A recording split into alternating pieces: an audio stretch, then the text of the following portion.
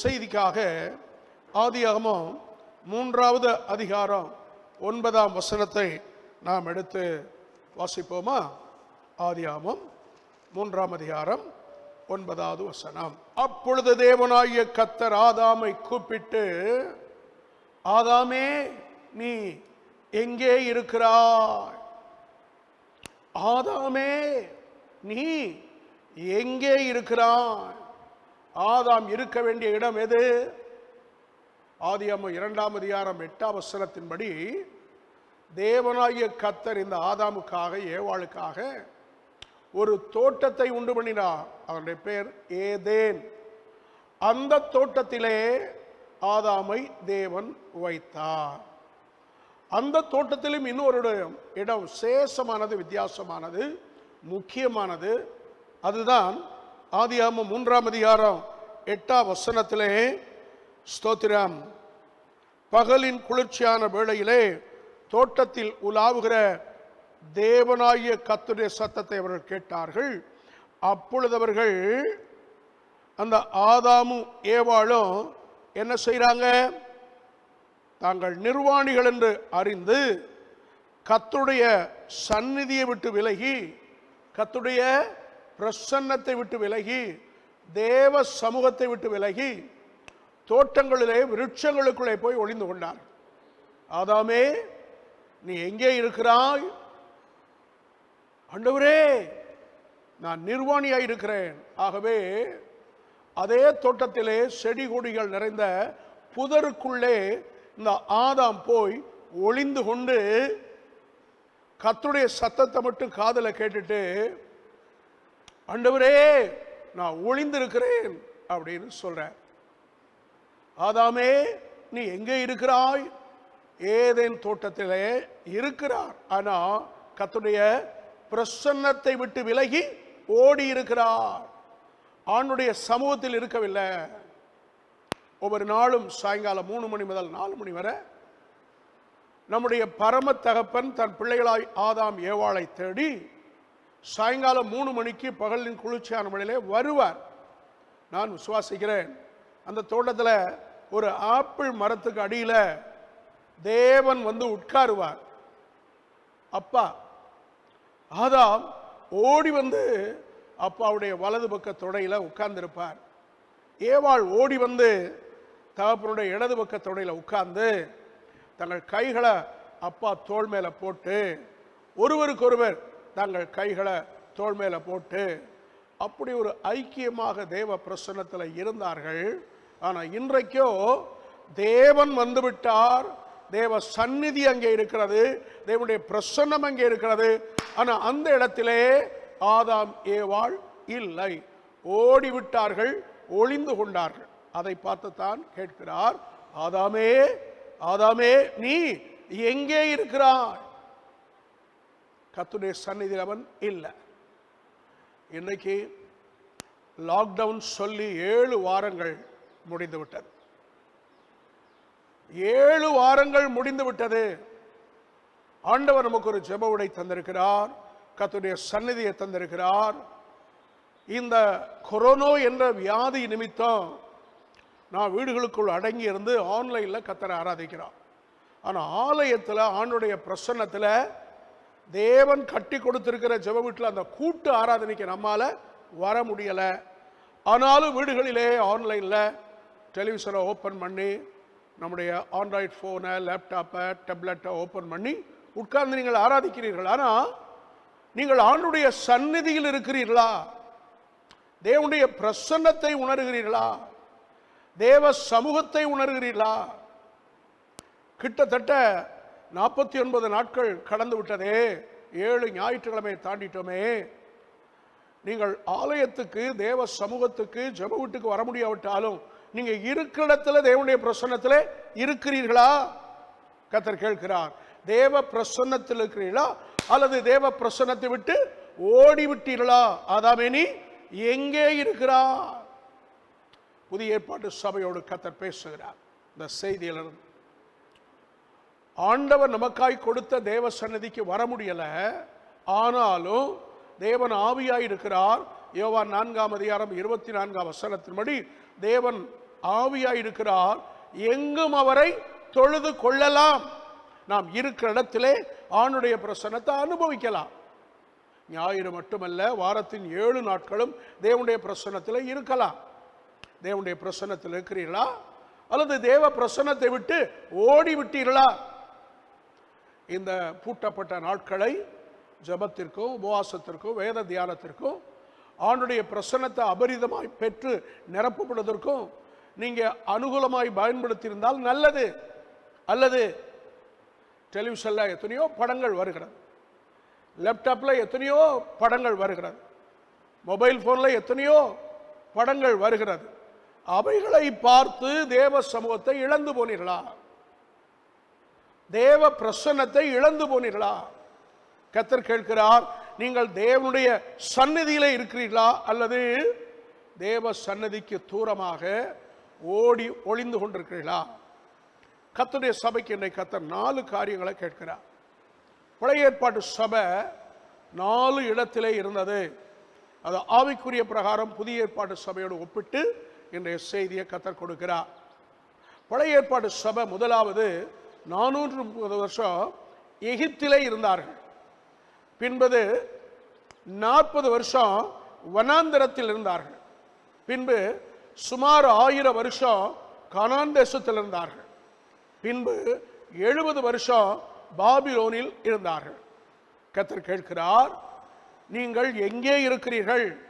எகிப்தில் இருக்கிறீர்களா, வனாந்தரத்தில் இருக்கிறீர்களா, கானான் தேசத்தில் இருக்கிறீர்களா, அல்லது பாபிலோனில் இருக்கிறீர்களா?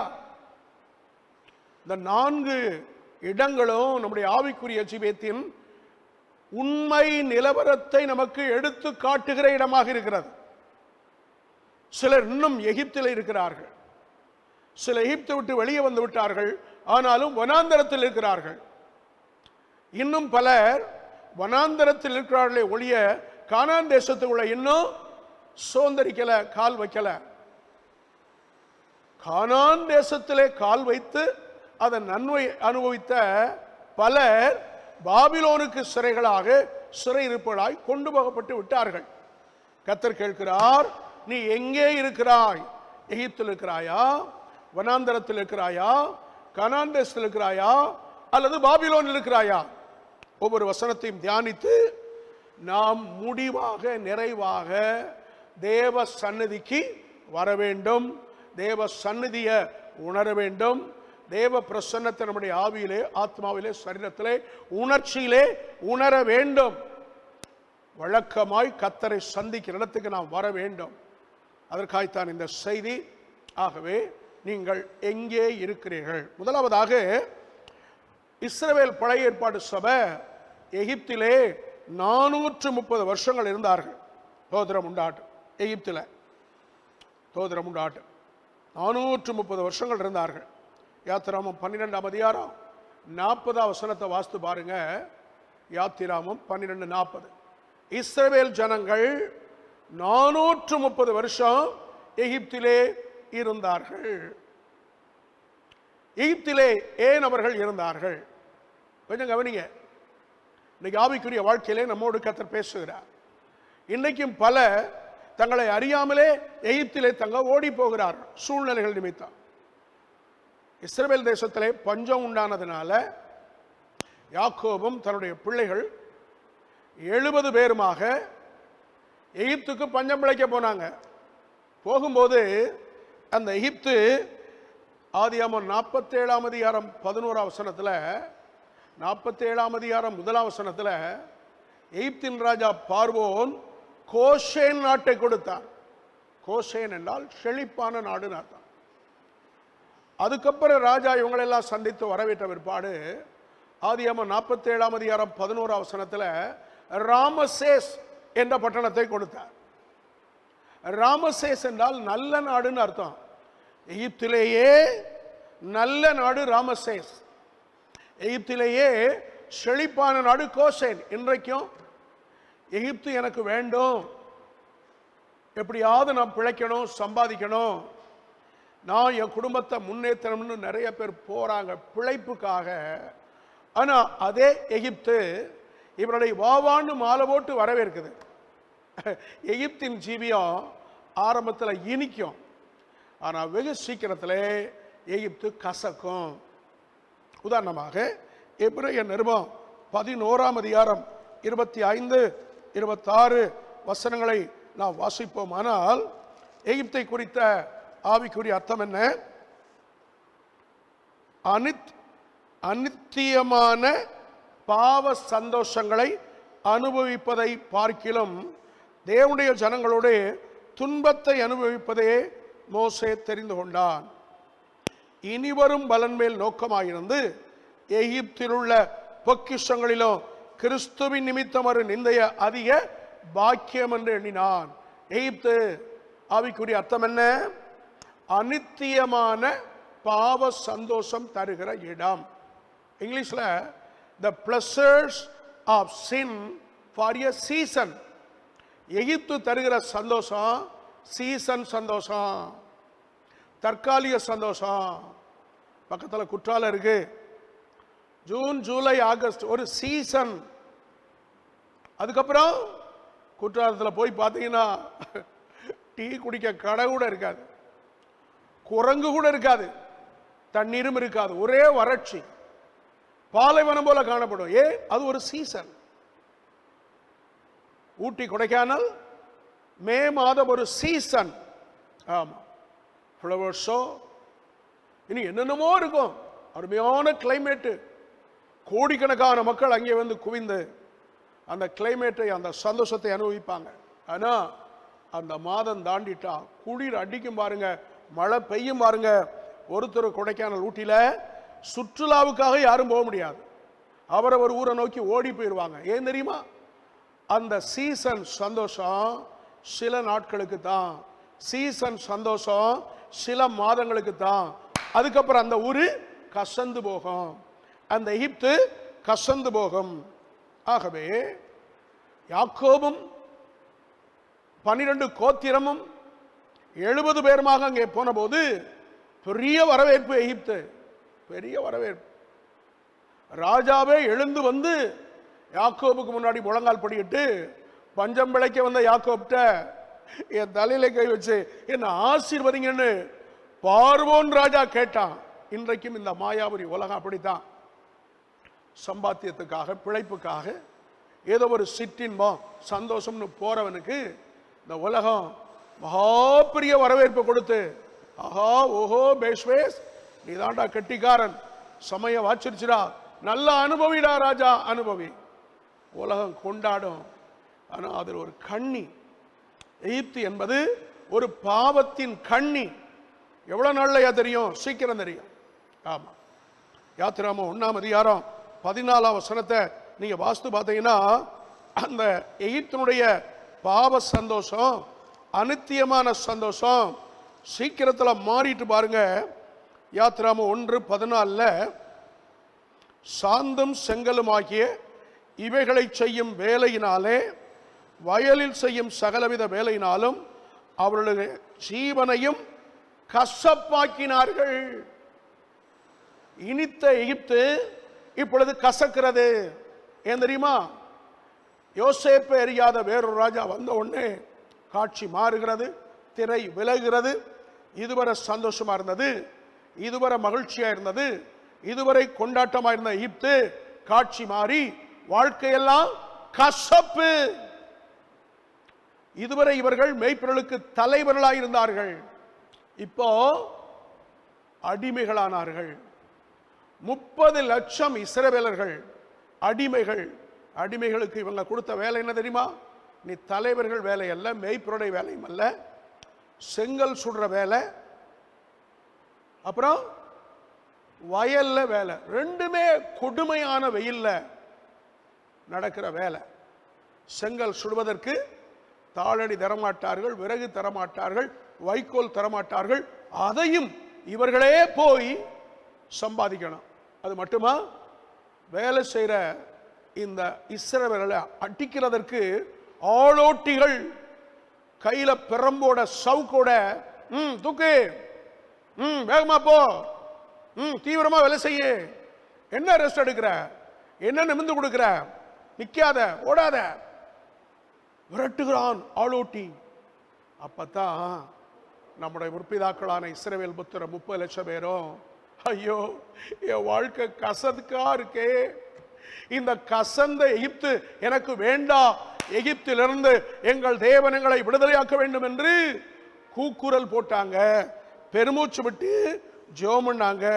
கர்த்தருடைய பெருமூச்சை கேட்டு அவர்களை விடுதலையாக்கும்படி மோசே என்ற ஊழியக்காரனை அனுப்பினார். இன்றைக்கும் இந்த ஊழியக்காரர் மூலம் உங்களோடு கர்த்தர் பேசுகிறார். எதற்கு? நீங்கள் அனுபவித்துக் கொண்டிருக்கிற கசப்பான எகிப்தின் வாழ்க்கையிலிருந்து உங்களை ரட்சித்து வெளியே கொண்டு வருவதற்காக. எப்படியா எகிப்தை விட்டு வெளியே வர முடியும்? ஸ்தோத்திரம் உண்டாட்டும்.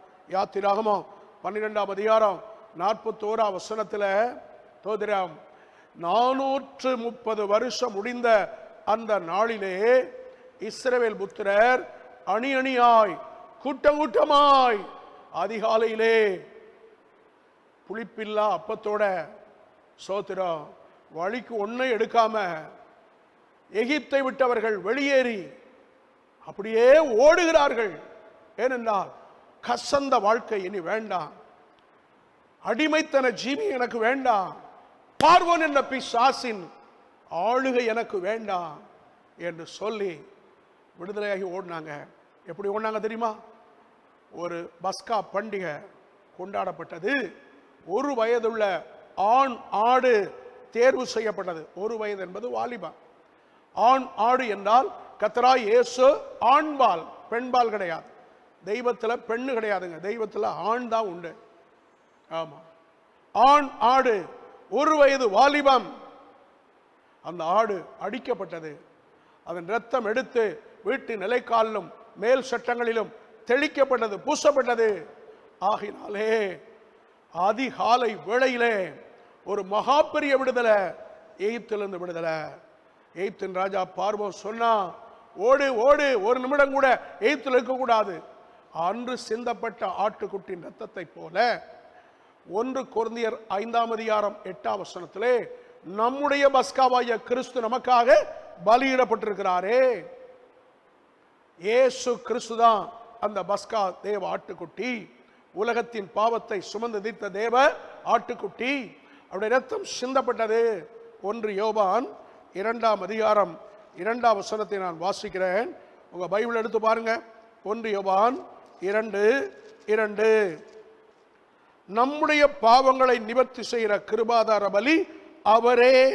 நம்முடைய பாவங்களை மாத்திரமல்ல, சர்வலோகத்தின் பாவங்களையும் நிவர்த்தி செய்கிற கிருபாதார பலி இயேசு. யாராவது இருக்கலாம், எவராவது இருக்கலாம், எந்த மார்க்கம் எந்த நாடாவது இருக்கலாம், சர்வலோகத்தின் பாவங்களிலிருந்து மனிதனை விடுதலையாக்குற ஒரே ஒரு தெய்வம் கர்த்தராகிய இயேசு. அவருடைய ரத்தம் 1 யோவான் 1ஆம் அதிகாரம் 7ஆம் வசனத்திலே அவர் ஒளியில் இருக்கிறது போல நாமும் ஒளியில் இருந்தால் ஒருவரோடு ஒருவர் ஐக்கியப்பட்டிருப்போம். அவருடைய குமாரனாகிய இயேசு கிறிஸ்துவின் ரத்தம் நம்முடைய சகல பாவங்களை நீக்கிறமை சுத்திகரிக்கிறது. சத்தியத்தை கேட்கிற கர்த்தருடைய பிள்ளையே, நாம் எகிப்தை விட்டு வெளியே வர வேண்டும். எகிப்தில் இருக்கக்கூடாது. நமக்காக இயேசு கிறிஸ்து பஸ்கா ஆடு அடிக்கப்பட்டிருக்கிறார். அவருடைய ரத்தம் சிந்தப்பட்டிருக்கிறது.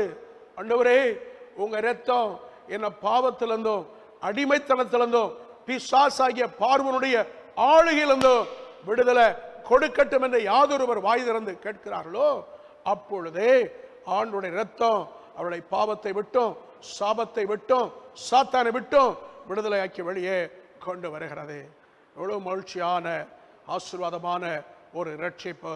சகோதரா, ஆண்டோட ரத்தம் சிந்தப்பட்டது உனக்காக. ஆண்டவர் உங்களை அதிகமாய் நேசிக்கிறார். அதனால தான் தம்முடைய பிதாவாகிய தேவன் தம்முடைய சொந்த குமாரனையே நமக்காக தந்து சிலுவையிலே ரத்தம் சிந்தி மரித்து அடக்கம் பண்ணப்பட்டு உயிர் தெழுந்த பிதா அனுப்பினார். எதற்கு?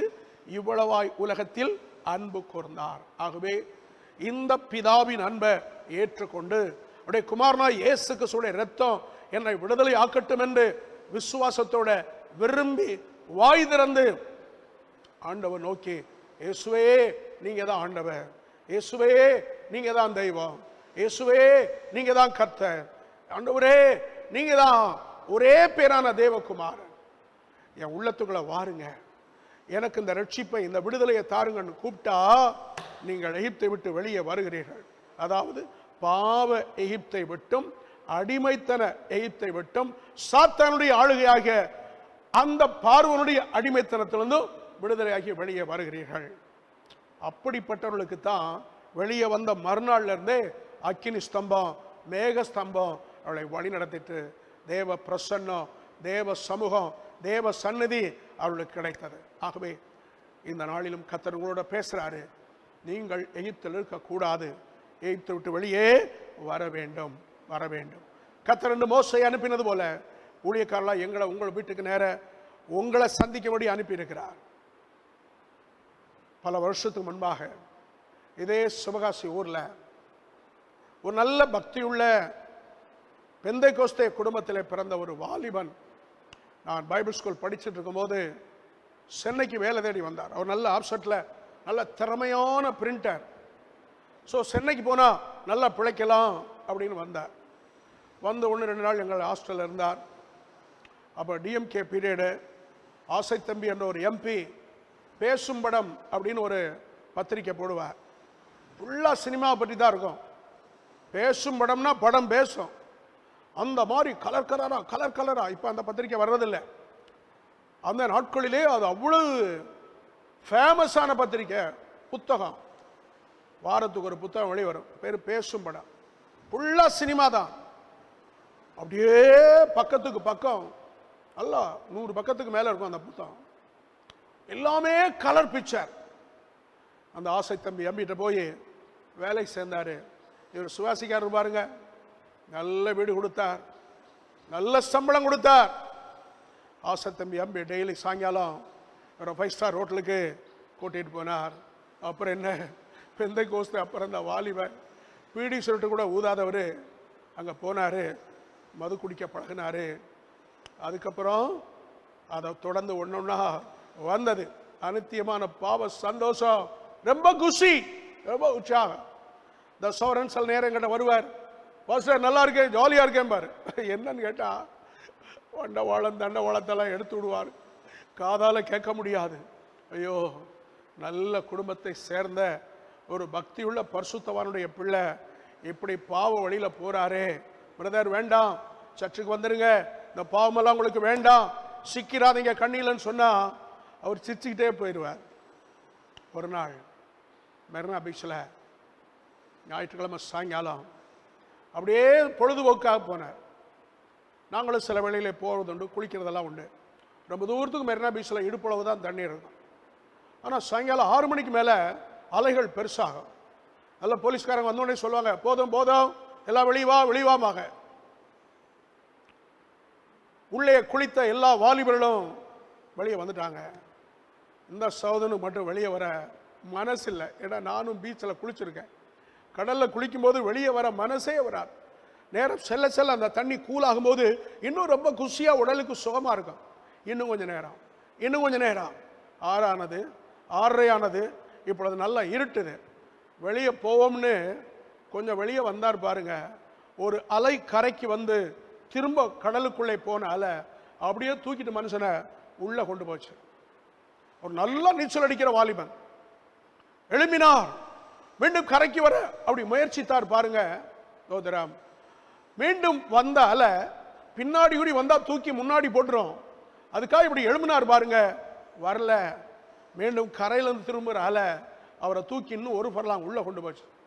கொண்டு போய் 10 அலை 1 மைலுக்கு உள்ள கொண்டு போயிடுச்சு. இரட்டி கொண்டு வருகிறது. நல்ல பக்தியுள்ள குடும்பத்தில் பிறந்த அந்த சகோதரன் சென்னைக்கு வந்தபோது நல்ல சம்பளம், டெய்லி 5 ஸ்டார் ஹோட்டலில் ஜாலி லைஃப், எகிப்து இனிச்சது. ஆனால் அன்றைக்கு மாலை 7 மணிக்கு எகிப்து கசக்கிறது. ஆனாலும் அவருடைய செல்ஃப் வில் ரொம்ப ஸ்ட்ராங்கா இருக்கும். எப்படியாவது நான் நீச்சல் அடிச்சு வந்துடுவேன்னு முயற்சி பண்ணார் பாருங்க. முயற்சி பண்ண இன்னும் கடலுக்குள்ளதான் போறார். கொஞ்ச நேரமானது, 7:30 ஆனது, 8 ஆனது. கடற்கரையில் யாருமே இல்லை. ஒரு தனிமையாக இந்த கடலை சிக்கி கொண்டார். நிழல் நீச்சல் சொல்லுவாங்க. நானும் மணிக்கணக்காக நிழல் நீச்சல் அடிப்பேன். ஆமாம், கையை இப்படி லேசாக ஆட்டுறது, காலை கீழாம அப்படியே மிதிக்கிறது. அது பேர் தான் நிழல் நீச்சு. இருந்து பார்த்தா இப்பொழுது இரவு 9 ஆனது. கைகாலெல்லாம் சோர்ந்து நாவறட்சி எடுக்கிறது, பசி எடுக்கிறது, மரண பயம் நெருக்கி விட்டது. உன்னை இந்த சகோதரன் அப்பத்தான் நினைச்சாரு, ஆண்டவரே, பக்தியான குடும்பத்தில் பிறந்து பக்தியா வளர்ந்து சண்டே ஸ்கூல் போனேன், விபிஎஸ் போனேன், சிவாசி உள்ள பாஸ்டருக்கு தண்ணி எல்லாம் எடுத்து கொடுத்தேன், யூத் மீட்டிங் போனேன், இவ்வளவோ காரியங்களை செய்தேன். சென்னையில் வந்து இப்படி எகிப்தில் இருக்கிற அனத்தியமான பாவ சந்தோஷம் இப்ப கசந்து போச்சப்பா, நான் சாக போறேன், என்னை காப்பாத்துங்க. அடுத்த 1 மணி நேரம் இரவு 10 வரை தான் பாவங்களை ஒவ்வொன்றா அறிக்கையிட்டார். ஆண்டவரே, என்னை மன்னிங்க, இந்த பாவத்தை மன்னிங்க, அந்த பாவத்தை மன்னிங்க, அதுல இருந்து விடுதலை செய்யுங்க, சாகிறது சாக போறேன், ரட்சிக்கப்பட்டு பரிசுத்தவனாகி பரலோகத்துக்காவது வரணும்னு அப்படியே உண்மையா உள்ள உடைஞ்சு அப்படியே அறிக்கையிட்டு இரவு 10 ஆனது. அவருடைய மனசாட்சி சொல்லுது, நீ இப்பொழுது முழு பரிசுத்தவன் ஆயிட்ட, இப்ப நீ பரலோகம் போக ரெடியா இருக்க. கைகாலம் களைத்து சோர்ந்த உடனே அவர் சொன்னாரு, கையை 2ஐயும் தண்ணிக்கு மேல கூப்பிட்டு, ஆண்டவரே, இதோ நான் உங்ககிட்ட வாரேன், என் ஆவி ஆத்மா சரீரத்தை ஏற்றுக்கொள்ளுங்கன்னு பாருங்க. சரீரம் கீழே போறது மாதிரி செஞ்சது. காலை நீட்டினா என்னமோ ஒண்ணு காலில் தட்டுது. என்னது காலில் தட்டுதுன்னு அடுத்த காலை வச்சா அதுலயும் கால் தட்டுது.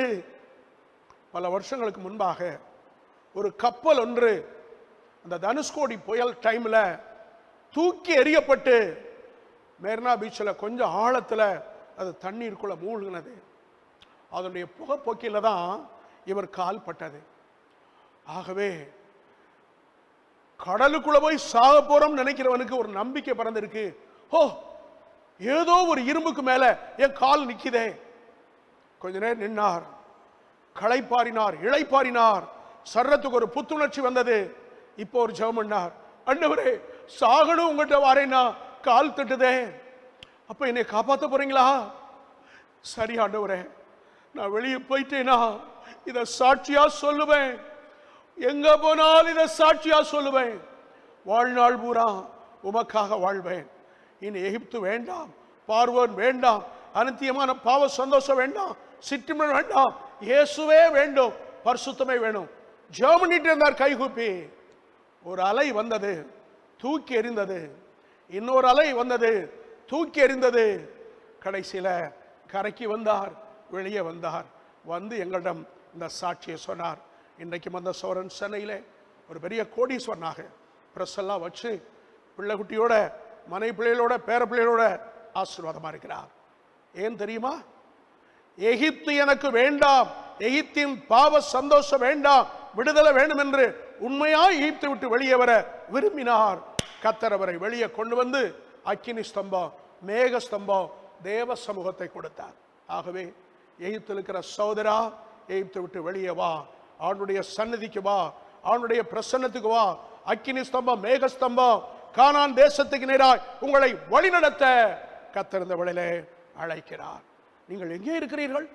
எகிப்தில் இருக்கிறீர்களோ? வேண்டாம், வேண்டாம், வேண்டாம். இந்த செய்தியின் மூலம் கர்த்தர் பேசுகிறார். இனி எகிப்து நமக்கு வேண்டாம், பாவ வாழ்க்கை வேண்டாம். இரண்டாவதாக, வெளியே வந்த அவர்கள், எபிரேய நிருபம் 3ஆம் அதிகாரம் 9ஆம் வசனத்திலே, கானானிலே இருந்து, அதாவது எகிப்தை விட்டு வெளியே வந்தவர்கள் 40 வருஷம் வனாந்தரத்திலே பயணம் பண்ணினார்கள். எபிரேயர் 3ஆம் அதிகாரம் 8ஆம் வசனம், 9ஆவது வசனம். அங்கே உங்கள் பிதாக்கள் என்னை சோதித்து என்னை பரீட்சை பார்த்து 40 வருஷ காலம் என் கிரியைகளை கண்டார்கள். வனாந்தரத்திலே பழைய ஏற்பாடு இஸ்ரவேல் சபை பயணித்த காலங்கள் 40 வருஷம். இது நம்முடைய ஆவிக்குரிய ஜீவித்தின் 2வது அனுபவம், வனாந்தர அனுபவம். இங்க வந்திருக்கிற நீங்கள் நீண்ட காலம் வனாந்தரத்தில் இருக்கக்கூடாது. நீங்கள் ஆவிக்குரிய ஜீவித்தில் வளர்ந்தால் உடனே ஞானஸ்நானம் எடுக்கணும், உடனே பரிசுத்தாவின் அபிஷேகம் வரணும். ரட்சிக்கப்படவில்லை கர்த்தர் அனுதினமும் சபையிலே சேர்க்கிறார் பாருங்க. சபை தான் கானான் தேசம். அதற்கு நாம் தீவிரப்பட வேண்டும். வனாந்தரத்தில் ரொம்ப நாள் இருக்கக்கூடாது. எவ்வளவு வேகமா வளர்ச்சியை வாஞ்சிக்கிறீர்களோ அவ்வளவு வேகமா நீங்க கானானுக்கு வரலாம். வளர்ச்சியை வாஞ்சிக்காத நிறைய பேர் வாழ்நாள் முழுவதுமே வனாந்திரம் வனாந்திரம் வனாந்திரம். நான் இப்பொழுது ஒரு 3 வசனத்தை சொல்ல போகிறேன். வனாந்திர அனுபவத்தில் இருக்கிறவங்க எப்படி இருப்பாங்கன்னா முறுமுறுக்கிறவர்களா இருப்பாங்க. சகோதரா சகோதரி, நீங்க யாரா இருந்தாலும் சரி, கர்த்தர் உங்களோட பேசுறார்.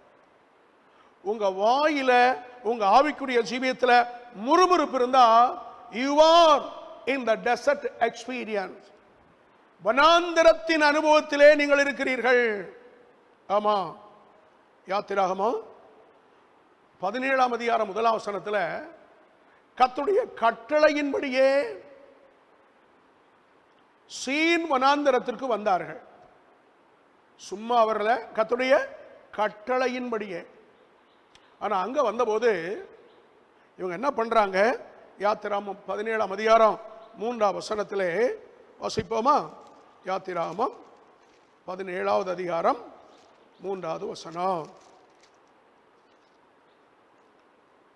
ஜனங்கள் அவ்விடத்திலே தண்ணீர் தாகமாக இருந்தபடியால் அவர்கள் மோசேக்கு விரோதமாக முறுமுறுத்து. முறுமுறுப்பு எதற்கு முறுமுறுப்பு? murmuring against the God's direction. தேவன் நடத்துதலை குறித்து அவர்களுக்கு முறுமுறுப்பு உண்டா? உங்களுக்கு தேவன் நடத்துகிற பாதையை குறித்த முறுமுறுப்பு இருக்கா? 7 வாரம் ஞாயிற்றுக்கிழமை ஆராதனை இல்லை. கொரோனா என்ற இந்த பயங்கரமான நோய் தொற்று கிருமி நிமித்தம் ஒரு பாதையில போயிட்டு இருக்கோம். இதை குறித்து உங்களுக்கு முறுமுறுப்பு இருக்கா? ஏன் இப்படி என்ன கர்த்தர் நடத்துறாரு? ஏன் இப்படி என்ன கர்த்தர் கொண்டு போறாரு? நோ. தேவன் நடத்துகிற பாதைக்காக நம்முடைய வாயில ஸ்தோத்திரம் வரணும். ஆமா, ஆண்டவர் அவருடைய எதிர்பார்த்தது ஸ்தோத்திரம். 106ஆம் சங்கீதம் 12ஆம் வசனத்துல எகிப்தை விட்டு வெளியே வந்த உடனே அவருடைய துதியை பாடினார்கள். 106ஆம் சங்கீதம் 24ஆம் வசனத்துல பின்பு அவரை பரீட்சை பார்த்து முறுமுறுத்தார்கள். கர்த்தர் நம்மிடம் எதிர்பார்ப்பது அவருடைய வழிநடத்தலுக்காக ஸ்தோத்திரம். வழிநடத்தலுக்காக முறுமுறுத்தார்கள். இரண்டாவதாக யாத்திராகமம் 16ஆம் அதிகாரம் 8ஆம் வசனத்திலே எங்களுக்கு சாப்பாடு வேண்டும், எங்களுக்கு மட்டன் வேண்டும். சாப்பாடு மட்டும் கேட்டது மட்டும் இல்ல, இறைச்சியும் கேட்டாங்க. எகிப்துல எப்படி சாப்பிட்டோமோ அது மாதிரி சாப்பிடணும். murmuring against God's direction, murmuring against God's provision. ஆண்டவர் நமக்கு எவ்வளவோ நன்மை தந்திருக்கிறார். சில புருஷன்மாருக்கு நல்ல மனைவியை கொடுத்திருக்கிறார், ஆனா முறுமுறுப்பு. சில சிஸ்டர்களுக்கு நல்ல கணவரை கொடுத்திருக்கிறார், ஆனா அதுக்கு ஸ்தோத்திரம் பண்றதுக்கு பதிலா முறுமுறுப்பு. உங்களுக்கு நல்ல பிள்ளைகளை கத்த கொடுத்திருக்கிறார், ஸ்தோத்திரம் பண்றதுக்கு பதிலா முறுமுறுப்பு. நல்ல சபையை கொடுத்திருக்கிறார், ஸ்தோத்திரம் பண்றதுக்கு பதில் முறுமுறுப்பு. அருமையானே, முறுமுறுக்கணும்னா எத்தனையோ காரியங்களுக்காக நம்ம முறுமுறுக்கலாம். தமிழ்நாட்டில் ஒரு பழமொழி இருக்கு, எண்ணெய் குடம் போட்டவனும் அழுதானா, தண்ணி குடம் போட்டவனும் அழுதானா.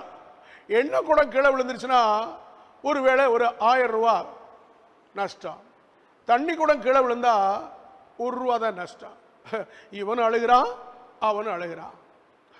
சைக்கிளில் போறவர் பைக்கிலேன்னு முறுமுறுக்கிறார், பைக் கிடைச்ச பிற்பாடு அவரை மாதிரி கார்ல போலேன்னு முறுமுறுக்கிறார், கார் கிடைச்ச பிற்பாடு பங்களா கட்ட முடியலையேன்னு முறுமுறுக்கிறார். அதையும் தேவன் தந்த பிற்பாடு எல்லா நோயும் வந்துடுது. டாக்டர் சொல்றாரு, டெய்லி நட, மீண்டும் ஆரம்பிச்ச இடத்துக்கே வா.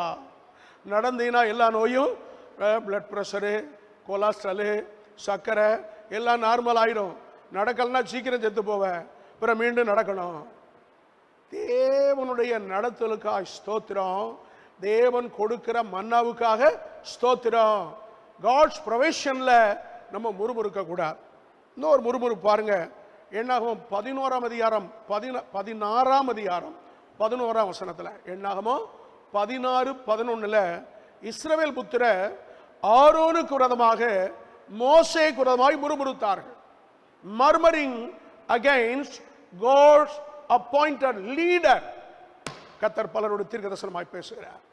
சகோதரா சகோதரி, தேவன் உனக்கு ஒரு பாஸ்டர் கொடுத்திருக்கிறாரா, அவருக்கா ஸ்தோத்திரம் பண்ணு. என்ன இந்த பாஸ்டர், இவர் பிரசங்கம் நல்லா அல்ல, இவர் பாட்டு நல்லா அல்ல, இவருடைய ஒர்ஷிப் நல்லா அல்ல, இவருடைய அலங்காரம் நல்லா அல்ல, குறை பேசாத.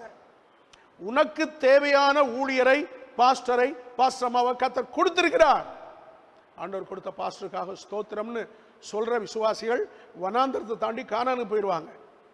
இல்லைன்னா முறுமுறுக்க முறுமுறுக்க முறுமுறுக்க வனாந்தர வாழ்க்கை நீண்டுகிட்டே போகும். முடிவிலே யோசுவாவின் சரித்திர புத்தகம், யோசுவா 6ஆம் அதிகாரம் 6ஆம் வசனத்தை நான் வாசித்து காட்டுறேன் பாருங்க. வனாந்தரத்தில் முறுமுறுத்துக்கிட்டே இருந்தா வனாந்தரம் மாறாது, கானான் தேசத்துக்குள்ளே போக முடியாது. யோசுவா 6ஆம் அதிகாரம் 6ஆம் வசனத்திலே, கர்த்தருடைய சத்தத்துக்கு கீழ்ப்படியாமல் போன எகிப்திலிருந்து புறப்பட்ட யுத்த புருஷனான யாவரும் மாளும் மட்டும் இஸ்ரவேல் புத்திரர் 40 வருஷம் வனாந்தரத்திலே நடந்து திரிந்தார்கள். 40 வருஷம் நட நட நட. எது வரைக்கும் நட? முறுமுறுக்கிற அத்தனை பேரும் செத்து அடக்கம் பண்ணப்படும் வரைக்கும் நடந்தாங்க. கர்த்தர் உங்களோட பேசிட்டு இருக்கிறார். பரிசுத்தாவே நம்மோடு பேசிட்டு இருக்கிறார். உங்கள் 2வது அனுபவம் மாறி 3வது அனுபவமாகிய செழிப்பான வாழ்க்கை சீக்கிரமாய் கர்த்தர் கொடுக்க வேண்டுமானா, இன்னைக்கு நீங்க முறுமுறுப்பா நிப்பாட்டிட்டு கர்த்தரை ஸ்தோத்திரம் பண்ண. தேவனே, என்னை நடத்துகிற பாதைக்காக ஸ்தோத்திரம். அல்லேலூயா. என்னை நடத்துகிற வழி நடத்தலுக்காக ஸ்தோத்திரம். முறுமுறுக்க மாட்டேன். தேவனே, எனக்கு தந்த மன்னாவுக்காக ஸ்தோத்திரம். மட்டன் கிடைக்கலையே, முறுமுறுக்க மாட்டேன். முறுமுறுக்க மாட்டேன். தேவனே, எனக்கு நீங்க ஏற்படுத்தி இருக்கிற தலைவர்களுக்காக ஸ்தோத்திரம். தலைவர்களை குறித்து நான் முறுமுறுக்க மாட்டேன். கர்த்தர் கொடுத்த பாஸ்டருக்காக ஸ்தோத்திரம். உங்களுக்கு ஒரு சின்ன சாட்சியை சொல்றேன். நான் ரட்சிக்கப்பட்ட எங்க ஊர்ல இஸ்ரேல் ஒரு பாஸ்டர். ஆமா, நான் அங்கிருந்து அத்தனை காலமும் ஒரே ஒரு பிரசங்கத்தை தான் கேட்டேன். என்ன பிரசங்கம் தெரியுமா? தாவீது கோலியாத். இன்றைக்கு நான் தாவீது கோலியாத் எடுத்தா வாழ்நாள் பூரா பிரசங்கிப்பேன், உற்சாகத்தோட எழுப்புதலோட. ஆகவே அதையும் எழுப்புதலாக வாழ்நாள் பூரா பிரசங்கிக்க முடியும். ஆனா அவரும் தூங்கிட்டே தான் பேசுவாரு, பிரசங்கம் பண்ணுவாரு. ஜனங்களும் தூங்கிட்டே தான் கேட்பாங்க.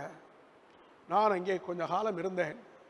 ஒரு நாள் அந்த பாஸ்டருக்கு விரோதமா முறுமுறுத்ததில்லை, அல்லது இந்த பாஸ்டருக்கு ஒரு டிரான்ஸ்ஃபர் கொடுங்கன்னு ஜெபம் பண்ணதில்லை, அல்லது எனக்கு ஒரு டிரான்ஸ்ஃபர் கொடுங்கன்னு நான் ஜெபம் பண்ணதில்லை. கர்த்தர் நியமித்திருக்கிற தலைவர்களுக்காக ஸ்தோத்திரம். முறுமுறுக்கவே கூடாது. கர்த்தர் தீர்க்கதரிசனமா உங்களோட பேசுறார். முறுமுறுக்களுடைய முடிவு என்ன? வனாந்தரத்திலே செத்து மடிவார்கள், கானான் தேசத்தை காணவே முடியாது. இந்த நாளிலே கர்த்தர் பேசிட்டு இருக்கிறாரு. ஆண்டவரே, நான் நீங்க நடத்துகிற பாதைக்காக ஸ்தோத்திரம் பண்ணுவேன், முறுமுறுக்க மாட்டேன். நீங்க எனக்கு தருகிற மன்னாவுக்காக ஸ்தோத்திரம் பண்ணுவேன், கறி கேட்க மாட்டேன். தோதிரம் தோதிரம் தோதிரம். கர்த்தரோடு பேசிட்டு இருக்கிறாரு. பலரோடு தீர்க்கதரிசனமா பேசிட்டு இருக்காரு. நம்ம ஊர்ல ஒரு பையனுக்கும் பொண்ணுக்கும் கல்யாணம் நடந்துச்சு. நான் தான் நடத்தி வச்சேன். அவர் ஊழியக்காரன். சேலம் பக்கத்தில் ஒரு ஊர்ல ஊழியக்காரன். பெண்ணை கூட்டிட்டு போனா ராத்திரி 1:30 மணிக்கு சேலம் பஸ் ஸ்டாண்ட்ல நிக்கிறான். இன்னும் கொஞ்ச நேரம் கழிச்சு பக்கத்து பஸ்ல கிளம்பினா பக்கத்துல ஆற்றூருங்கிற ஊருக்கு அவன் போகலாம். இவனை அது ஒரு தீபாவளி டைம், அதனால் நிறைய திருமண ஜோடிகள் அப்படியே விருந்துக்கு போறதுக்காக நிக்கிறாங்க பஸ் ஸ்டாண்ட்ல. அதுல ஒரு பொண்ணு அப்படி திரும்பிச்சான். இன்னொரு ஜோடி அவளுக்கு இடுப்பு கீழே வரைக்கும் முடி தொங்குச்சான். இவன் சொன்னானா, அந்த பாரு அவளுக்கு முடி இடுப்பு கீழே வரைக்கும் தொங்குதுன்னா. அன்னைக்கு பிடிச்சது. கல்யாணம் ஆகி 1 வாரம் தான் ஆகுது. குடும்ப பிரச்சனை, பிரிஞ்சே போயிட்டாங்க. நான் அந்த மகளுக்கு எவ்வளோ புத்தி சொன்னேன். என்னம்மா நீ பாஸ்டர், இவன் புத்தி உங்களுக்கு தெரியாது. இவன் என் பக்கத்தில் இருந்துக்கிட்டே அடுத்த பொண்ணை பார்ப்பான். ஆமா, கல்யாணம் ஆகி 1 வாரம் தான். புது மாப்பிள்ளை, புது பொண்ணு. சேலம் பஸ் ஸ்டாண்ட் நிற்கிறோம். அதிகாலை 1:30 மணி. அவளுக்கு முடி இடுப்பு கீழே தொங்குது. உனக்கு பாரு ஒரு சான்னு சொல்றான்னா, இவன் எப்படி இவனோட நான் காலமெல்லாம் வாழ? இன்னைக்கு வரைக்கும் பிரிஞ்சிருக்கான். அப்ப தேவன் கொடுத்த மனைவிக்கு ஒரு சான் தான் முடி இருக்கான்னு அதுக்காக கத்தருக்கு ஸ்தோத்திரம். ஆட்டுக்கு வாழை அளந்து வச்சிருக்கிறார் கர்த்தர். போதும் போதும் போதும். ஸ்தோத்திரம் உண்டாட்டம். கர்த்தர் பலரோடு தீர்க்கதரிசனமா பேசுறார். உங்களோடு கர்த்தர் பேசுறார். பிரதர் சிஸ்டர், முறுமுறுப்பை அகற்று. இல்ல முறுமுறுக்கிறவங்க செத்து மடி வர அவங்க வனாந்தரத்திலே சுத்தி சுத்தி வந்தாங்க. 40 வருஷம் தவணை கொடுத்தாரு. மனம் திரும்பாதனால அவ்வளவு பேர் செத்து மடிந்தார். முறுமுறுக்கிற ஒருவரும் கானானுக்குள்ள போல. இந்த நாளிலே கர்த்தர் பேசுறாரு, முறுமுறுப்புகளை அகற்றி விடுங்க, வாக்கு தத்துவமுள்ள கானான் தேசத்துக்குள்ளே போகலாம். ஸ்தோத்திரம் உண்டாட்டும். மூணாவதாக யோசுவா 1ஆம் அதிகாரம் 4ஆம் வசனத்துல எடுத்து வாசிப்போம். யோசுவா 1ஆம் அதிகாரம் 3:4. நான் மோசேக்கு சொன்ன உங்கள் காலடி மிதிக்கும் எவ்விடத்தையும் உங்களுக்கு கொடுத்தேன். வனாந்திரமும் இந்த லீபனோனும் தொடங்கி ஐபிராத்து நதியான பெரிய நதி மட்டுமுள்ள ஏத்தியரின் தேசம் அனைத்தையும் சூரியன் அஸ்தமிக்கிற திசை வரைக்கும் உள்ள பெரிய சமுத்திரம் வரைக்கும் உள்ள உங்கள் எல்லையாக இருக்கும். யாத்திராமம் 3ஆம் அதிகாரம் 8ஆம் வசனத்திலே பாலும் தேனும் ஓடுகிற கானான் தேசத்தை உங்களுக்கு நான் தந்தேன். எத்தனை வருஷம் தாங்க? 1000 வருஷம், சுமார் 1000 வருஷம் அந்த தேசத்தில் இருந்தார். ஆவிக்குரிய வாழ்க்கையிலே நாம் வேகமாக வளருவோமானால் பைபிள் படிக்க, ஜெபம் பண்ண, உபவாசம் எடுக்க, கர்த்தரை தேட, ஆராதனைக்கு வர, தசம காணிக்க கொடுக்க, இவ்விதமாக நாம் ஆவிக்குரிய வாழ்க்கையிலே வாழ்ந்தோமானால் மிக சீக்கிரத்திலே கானான் தேசத்தின் செழிப்புக்கு வரலாம். கானான் தேசம் உபாகமம் 11ஆம் அதிகாரம் 10ஆம் வசனத்திலே நீ சுதந்திரிக்க போகிற தேசம் நீ விட்டு வந்த எகிப்து தேசத்தை போல அல்ல. அங்கே நீ விதையை விதைத்து கீரை தோட்டத்துக்கு நீர் பாய்ச்சுவது போல உன் காலால் நீர் பாய்ச்சி வந்தாய். நீங்கள் சுதந்திரிக்க போகிற தேசமோ மலைகளும் பள்ளத்தாக்குகளும் உள்ள தேசம். அது வானத்து மழை தண்ணீரை குடிக்கிற தேசம். உன் தேவனாய கர்த்தர் விசாரிக்கிற தேசம்.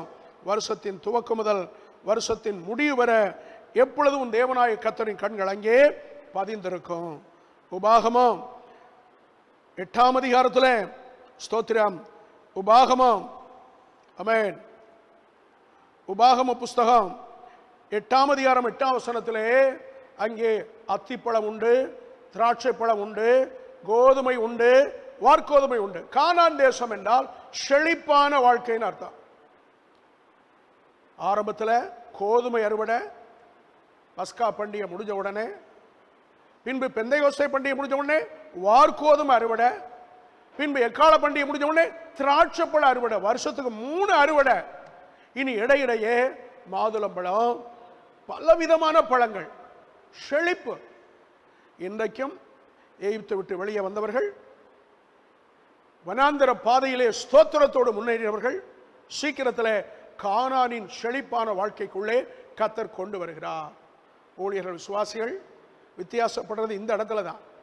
ஐயோ ஆண்டவரே, இன்னும் எனக்கு சோதனை தானா? இன்னும் எனக்கு தண்ணி இல்லையா? இன்னும் எனக்கு முறுமுறுப்பு இல்லையா? வனாந்தரத்தில் இருக்கிறது மட்டுமல்ல, செத்து மடி வரைக்கும் வனாந்தரத்தில் இருக்கணும். என்னைக்கு நம்முடைய நாவு ஸ்தோத்திரம் பண்ண ஆரம்பிக்குதோ மிக வேகமாக கானானுக்குள் கொண்டு வருவார். செழிப்பான வாழ்க்கையை கொடுப்பார். ஆம், பாலும் தேனும் ஓடுகிற செழிப்பான வாழ்க்கை. அப்போ ரட்சிக்கப்பட்டு ஞானஸ்நானத்தை அபிஷேகம் பெற்று சபையிலே சேர்ந்த பிற்பாடு, சபையிலே நாம் வந்து விட்டோமானால் புரிந்து கொள்ளுங்க, கானான் தேசத்துக்கு வந்து விட்டோம், செழிப்பான வாழ்க்கைக்கு வந்து விட்டோம், நலமும் விசாலமான வாழ்க்கைக்கு வந்து விட்டோம். ஆகவே நீங்கள் சுகமாக இருப்பீர்கள், நீங்கள் சந்தோஷமாக இருப்பீர்கள். இந்த கானான் தேசத்தின் ஆவிக்குரிய விளக்கம் ரோமர் 14ஆம் அதிகாரம் 17வது வசனம். ரோமர் 14:17. தேவனுடைய ராஜ்யம் புசிப்பும் குடிப்பும் அல்ல. பழைய ஏற்பாட்டில் சொல்லப்பட்ட பாலும் தேனும் அல்ல. புதிய ஏற்பாட்டிலே அதற்கு ஒப்பனையான ஆசீர்வாதம் எது?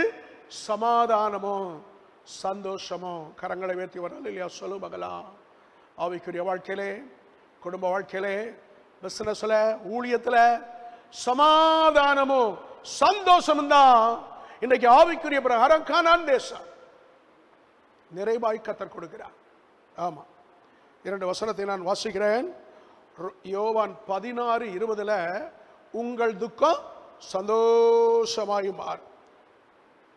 ஆமா, யோவான் 16:33 என்னுடைய சமாதானத்தையே நான் உங்களுக்கு தருகிறேன். அப்ப இயேசு என்றாலே சந்தோஷம் தருகிறவர், இயேசு என்றாலே சமாதானம் தருகிறவர். அல்லேலூயா. இயேசு வந்த உடனே சமாதானம், இயேசு வந்த உடனே சந்தோஷம். கொஞ்சம் கவனிங்க, இந்த சமாதானத்தை கொஞ்சம் டீப்பா சொல்றேன் பாருங்க.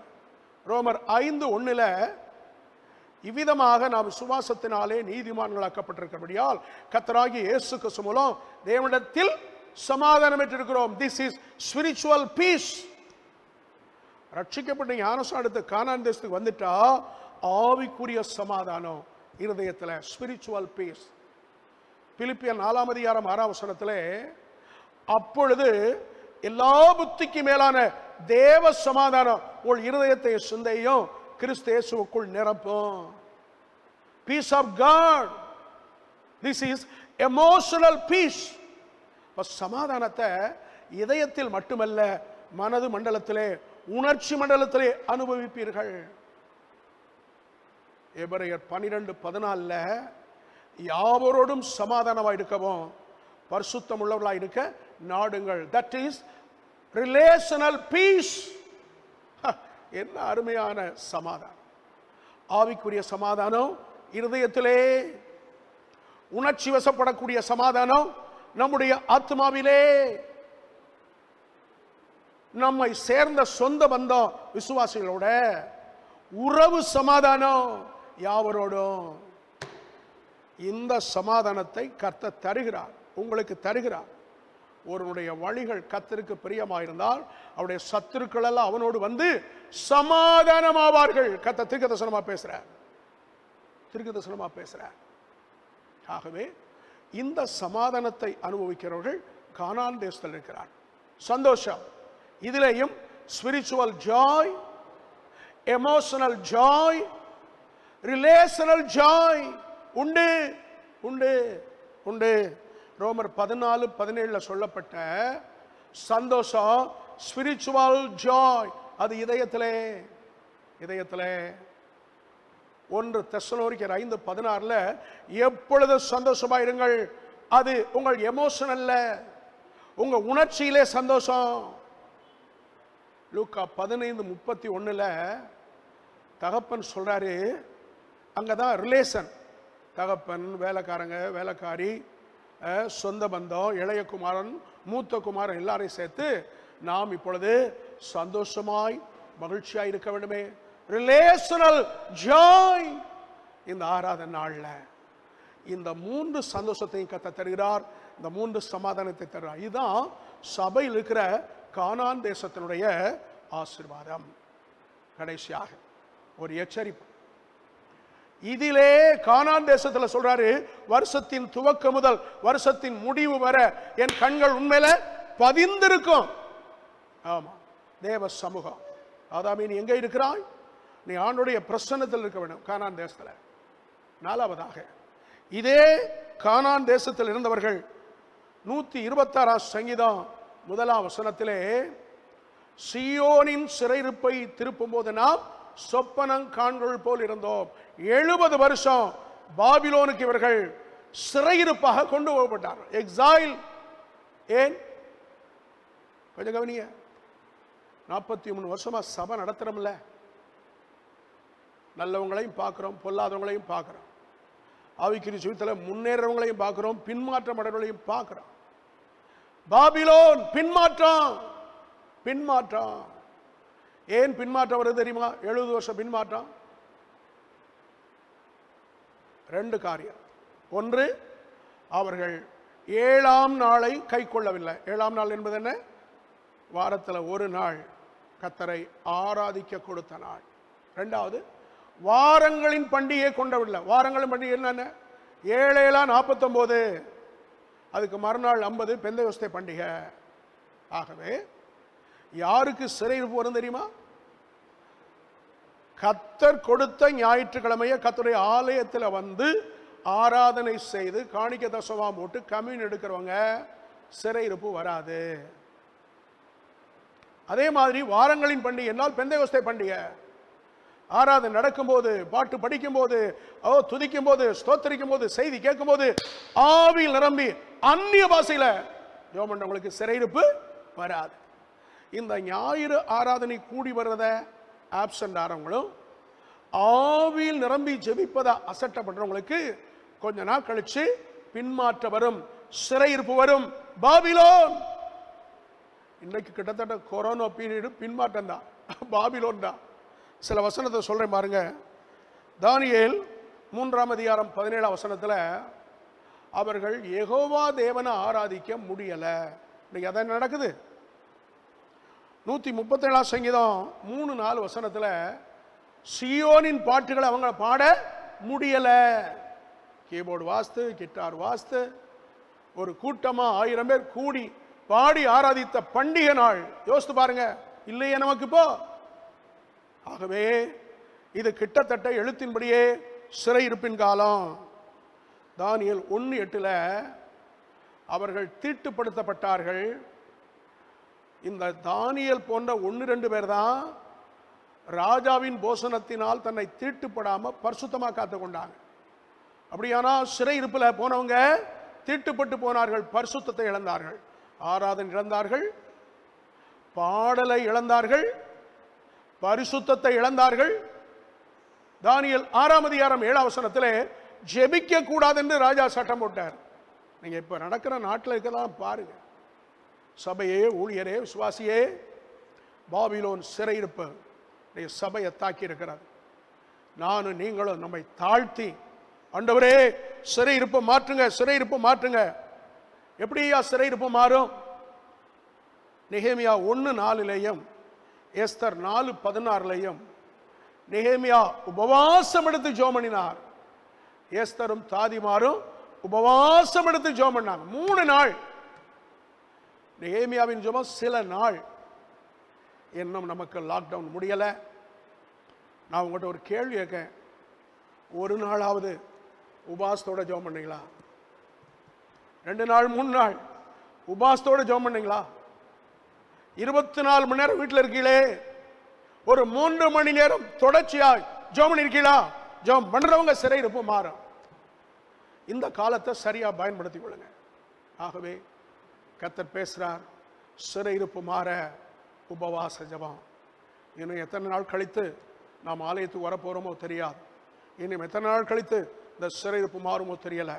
இன்னைக்கு நானும் நீங்களும் உபவாசித்து ஜெபிக்க ஒரு தீர்மானம் எடுங்க.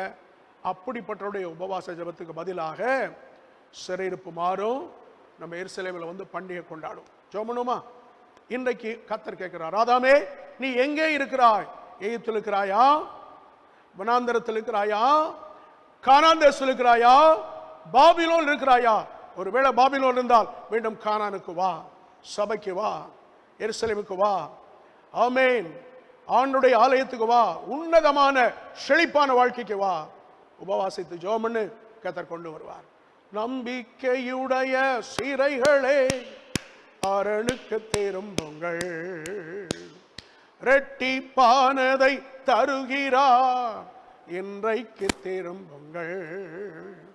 நீ ஒடுக்கப்பட்ட உன் தேசத்திலே ரட்சிக்கவே உன்னை அழைக்கின்றார். அவர் சொல்லிட்ட நல்வார்த்தை நிறைவேற்றுவார். அலியா அலியா அலியா அலியா அரணுக்கு திரும்புவோம். அலியா அலியா அலியா அலியா கர்த்தரை உயர்த்துவோம். நம்பிக்கையுடைய சிறைகளே அரணுக்கு திரும்புங்கள், இரட்டிப்பானதை தருகிறார், இன்றைக்கு திரும்புங்கள். பரிசுத்த பிதாவே, தேவனுடைய சபையார் செய்தியை கேட்டிருக்கிறாங்க. ஆவியான் இப்பொழுது உலாவுங்க, ஆவியான அசைவாடுங்க. எத்தனையோ பேர் பிழைப்புக்காக எகிப்துக்கு போய்விட்டார்கள்.